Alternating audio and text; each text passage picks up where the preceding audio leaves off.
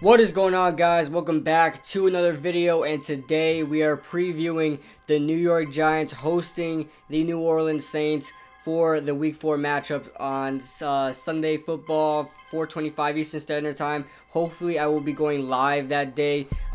You guys follow me on Twitter as well. Link is in the description, and I will tell you if I'm going live or not, or whatever it is. I want to start using the Twitter now, so I never use it, so we'll try using it. So anyway, we're going to start previewing. First, we'll go over the injury report on both teams. Then I'll go over the keys to success for the Giants. And then I'm going to compare the rosters and see who has the advantage, who has the disadvantage, so on and so forth. And then hopefully we'll get a better idea how this game is going to turn out. So, to start off with the Saints and the Giants, every single time the Saints and the Giants play, Eli Manning and Drew Brees completely battle it out, and it's always a close game. Whether it's a high scoring game or it's a low scoring game, it's always close and contested. Last time we faced the Saints, we won 16-13. The year before that, it was 52-49.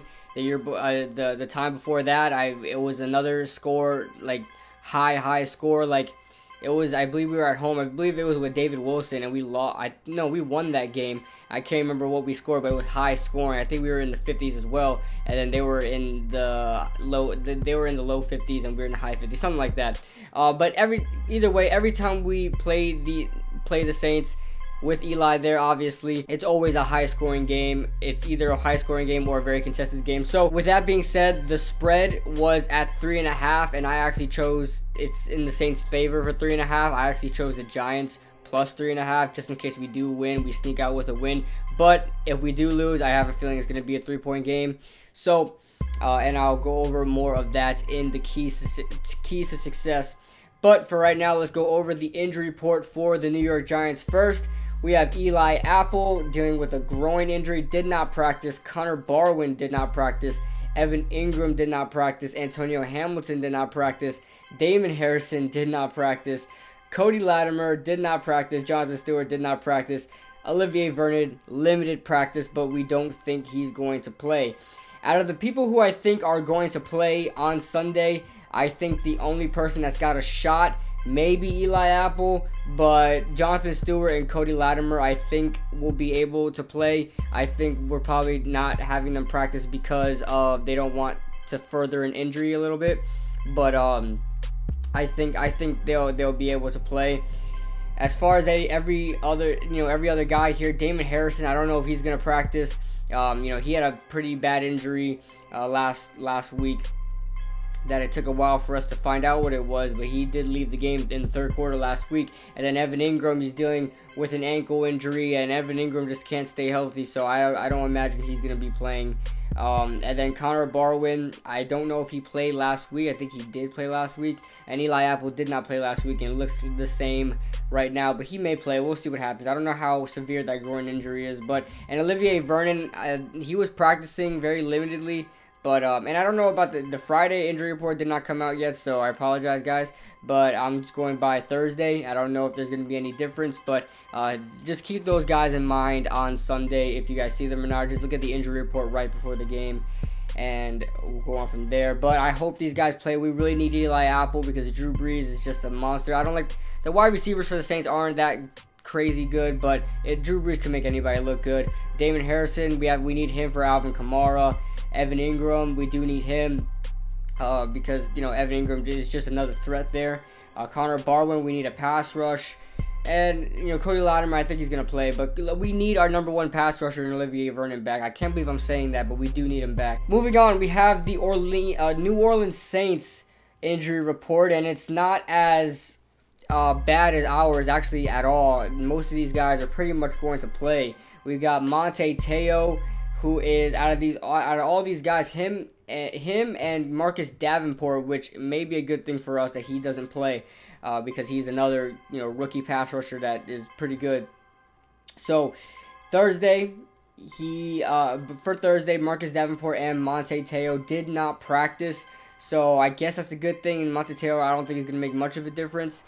And then we got Terron Armstead, who's a full participant, Ted Ginn, Tyler Davidson, Cameron Meredith, Andres Pete, Cameron Jordan, Alvin Kamara. Out of all these guys, and limited practice was Andres Pete, but I think he's gonna play. And the only guys I'm really scared of right now, Ted Ginn, just because he's a fast guy. The Giants just struggle with fast receivers, so we don't have DRC here anymore. So we're gonna struggle with any fast guy on the receiving game. And I believe, you know, special teams, we always struggle with special teams. Cameron Meredith is a bigger receiver. I think we'll be fine against him if he does play. And then Cameron Jordan and Alvin Kamara are the biggest guys. Like, I just want to see them not play. But these guys are pretty much going to play. Cameron Jordan is leading the NFL in sacks right now with 4. And Alvin Kamara is, I think he's one of the top rushers in the NFL right now. Correct me if I'm wrong. I don't know. But, you know, he is one of the top running backs in the NFL. Bringing in that new breed of running backs, those dual threat running backs. So with all that being said, let's move on to the 3 keys, the 4 keys. I have 4 keys this week to success for the New York Giants this week. Oh no, I have 3 keys. Sorry about that. First one, keep up with the New Orleans Saints offense and limit turnovers. Drew Brees might score on probably every possession. That's not saying anything bad about our defense. That's just saying, sorry, that was my kick drum real quick. Drew Brees is going to find a way to score anyway. It doesn't matter what defense it is, really. Maybe we can do a good job in limiting him, but just because of his weapons, I really don't like his weapons that he's got besides Alvin Kamara. I don't like his wide receivers besides Michael Thomas, who's the leading receiver in the NFL, because he has the most targets. So Janoris Jenkins really has a task in his hands. He is the most targeted receiver in the NFL right now. So that's bad. So we have to do a good job. Eli Manning needs to keep up with Drew Brees, if not get ahead of him. We have to limit turnovers. If we get left behind by 10 points, it's pretty much over from there. We need to stick with that team, keep it to a 3 to 5 point game, the whole game. If we're behind the whole game, so it will give us a better chance of winning. The second key to success: linebackers have their toughest task so far in their assignments. Why? Because, you know, of course, the passing game, right? Drew Brees is gonna, you know, he's gonna target his receivers, and, you know, the middle of the field is definitely our weakest point. So obviously these receivers are gonna go to the middle of the field, and so the linebackers have a tough task in doing that. Not only that, they have a tough task in handling Alvin Kamara. So they have a Drew Brees who can do play action, who is a threat in the passing game, and with play action, you got Alvin Kamara in the backfield who can not only run the ball but pass the ball as well. So the linebackers have one of the toughest tasks that they're going to face so far this season, and they need to do a good job because they're pretty much the anchor right now in our defense. If our linebackers fail, we fail. Pretty much is how it's going to go. They have so much to take care of in this game. It's unbelievable. So with that being said, yes, the linebackers must do well. Take advantage. This is the third key to success. Take advantage of the Saints' pass defense. They are 32nd in the NFL, as most years besides last year. They're 32nd in the NFL in the passing game. That's with Marshon Lattimore. That's with all these, I don't know these other secondary guys, honestly. A lot of guys are just no-namers. So we have to take advantage there. We should limit ourselves in throwing Marshon Lattimore's way.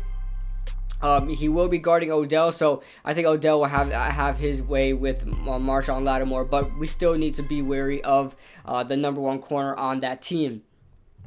With all that being said, we do have to run the ball. That's a given, but they are very good at running the ball. I believe they're top 10 in run and rush defense. So we have to, when we aren't having success running the ball, we need to keep trying, not totally give up on it yet.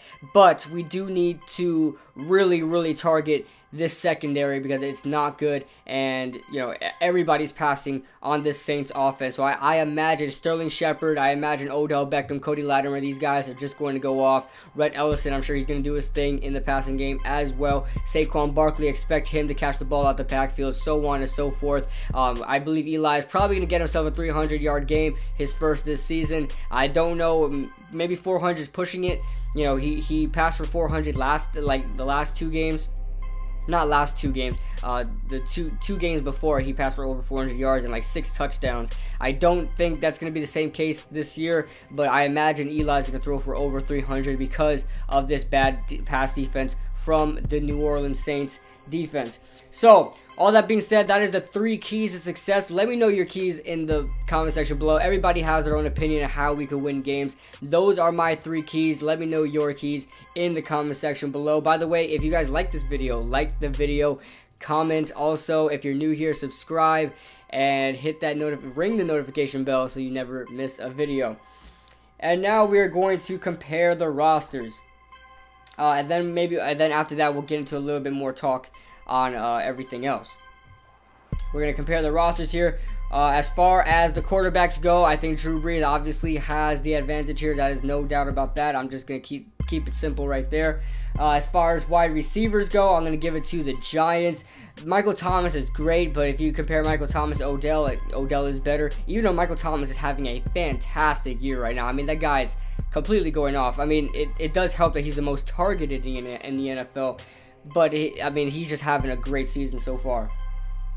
So, as far as wide receivers go, I'm going to give it to the Giants, because the Saints, besides Michael Thomas, you got Ted Ginn, who's very old. You got Austin Carr, Cameron Meredith, Traquan Smith, Brennan Tate, who they just signed back onto the team, who is not used in the passing game. He's just a kick returner. And then Keith Kirkwood. I don't even know who that is.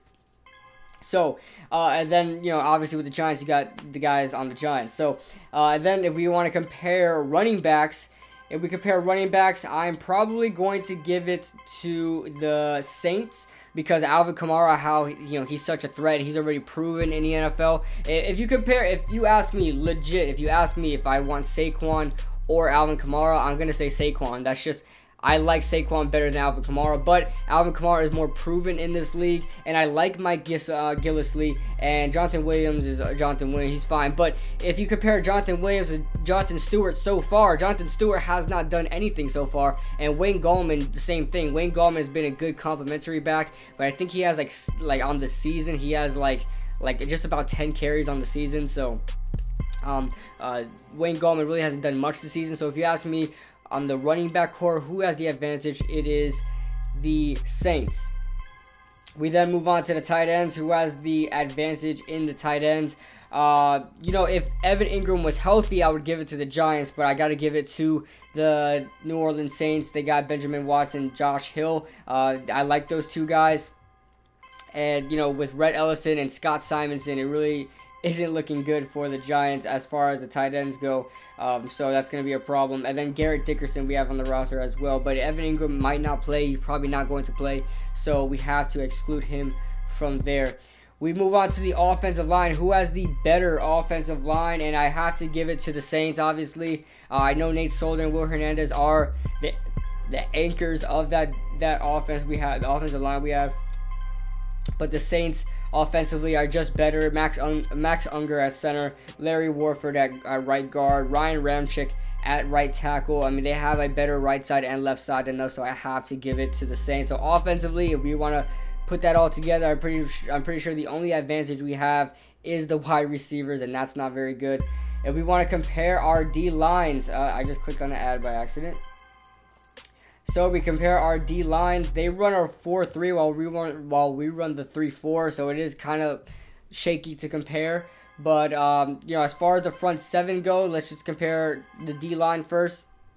As far as the D line goes, I got to give it to the Saints, because they have Cameron Jordan, who is a legitimate pass rusher. He's leading the NFL with 4 sacks, and we are struggling to find our number 1 pass rusher with Olivier Vernon out right now. Our number 1 pass rusher is out. I'm pretty sure he's not going to play. So Cameron Jordan already gives the advantage to the Saints. We got Sheldon Rankins, who is a monster defensive tackle, who, not really a monster as in he's a big guy. He's just like a defensive tackle that can stop the run and rush the passer. It's one of those hybrid defensive tackles that we see nowadays in the NFL that is really like taking the NFL by storm, honestly. Almost every team has one. We had one, but we cut one in Josh Banks. But we have the traditional, you know, nose tackle in Damon Harrison and Dalvin Tomlinson. Those traditional big run stuffing defensive tackles, who I personally do like, so I wouldn't, you know, I don't regret that. But Sheldon Rankins is just on another level.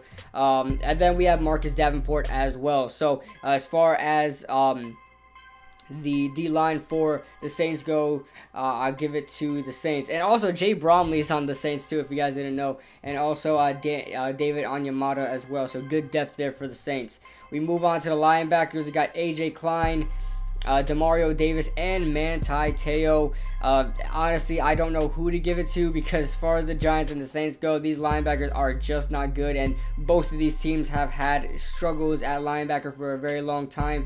But you know what? I'm going to give it to the Giants. Why? I think A.J. Klein is old. I think he's way past his prime. Manti Te'o is Manti Te'o. He might not even play. And then Demario Davis is another older guy. Alex Anzalone's all right. And then you really don't have anybody besides that. But if you look at the Giants, and this is excluding Olivier Vernon, who is our weak side linebacker, you got B.J. Goodson and Alec Ogletree. You can arguably say they had a good game last week. Hopefully they keep the same momentum going. And then you got Kareem Martin, who forced a lot of pressure, had 5 quarterback hits in last week's game. I don't know if he had a sack. Correct me if I'm wrong. Don't know if he had a sack, but he did have a phenomenal game against the Texans. So, I don't know if I said Saints by accident, but I meant the Texans. So, I'm going to give the linebackers the advantage for the Giants. We move on to the secondary. And you know what? The Giants secondary is not good, but I have to give it to the Giants in the secondary. If you guys want to look at the New Orleans Saints depth chart for the secondary, you got Ken Crawley and Marshawn Lattimore as your starting corners. Ken Crawley is not good. Then you got P.J. Williams, who a lot of people had a lot of hope in, and he actually turned on last year a little bit, but other than that, he's just not good. And then Justin Hardy and all these other guys. Marcus Williams. Oh no, Marcus Williams is playing safety. Obviously, he's a safety. It cuts off the position. So, and then you know, for the safeties, Marcus Williams and Kurt Coleman. I like Kurt Coleman. I like Von Bell, but I just don't think it's, obviously, as far as the secondary goes, cornerbacks and safeties, we'll just say both of them. The secondary goes, I got to give it to the Giants. We have one of the best, if not the best safety in the league, and Landon Collins, a top 10 corner in Janoris Jenkins. Riley Curtis, Riley Curtis is bad, okay? He's bad. If Eli Apple plays, he's definitely, Eli Apple's having a great year. I mean, if secondary players have a chance of getting comeback player of the year, maybe he'll get it, because he's doing great right now. He's injured, but he's doing great right now. Dante Dion's pretty good. And our starting guys are pretty good. B.W. Webb didn't have a terrible game last week. So, I mean, I like our guys on secondary, so I'm going to give the edge to the Giants. As far as special teams go, I'm not really concerned about it too much. I'm not gonna compare the kick returner, punt returner. We'll just see how that plays out. That's really you know, hit or miss type of thing. You never know who's good and who's bad. But if you want to compare kickers and punters, I guess, I mean, is Thomas Morstead still? Yeah, Thomas Morstead is just a beast. It's one of the longest tenured NFL players in the NFL right now. So Thomas Morstead obviously has the advantage. And then for the kickers, I'm going to give it to Will Lutz, because Will Lutz is always doing well as far as the kickers. Aldrick Rosas is having a great year, 7 for 7. He's actually completely perfect this year, but 7 for 7 on field goals so far this year. So great job for him. And that will be all as far as the roster comparison goes. So who has the better roster? I think the Saints obviously have the better roster, so it's going to be a tough challenge for the Giants. But you guys let me know in the comment section below, what do you guys think? In my predictions, you guys saw that I had the Giants losing to the Saints. Like I said, I'm more of a realistic type fan. I'm not going to have us winning all the time, but I do think there's a chance of us winning. We've done it before, and it's always a close game with these two teams, so anything could happen. We just can't. We have to limit the turnovers. We have to limit the turnovers. Eli Manning needs to take care of the ball, stop fumbling. He did a great job in securing the ball and keeping the ball away from the secondary last week, but he did fumble the ball, and that's a big problem. You know, when he doesn't see the guys coming, when he doesn't see the edge rushers coming, you know, he's on his way to throw the ball and it just gets stripped. He has to limit the turnovers. Guys like Wayne Gallman, who have fumbling problems, they have to take care of the ball. Saquon Barkley, not as much, but guys like Wayne Gallman have to take care of the ball. Odell Beckham, stop running with the ball in your hand like this. You can't do that. You just can't do that. I was so pissed off when he was doing that against the Texans. Like, you're just asking for somebody to slap the ball out of your hand. So, we have to limit the turnovers. We have to keep up with the New Orleans offense.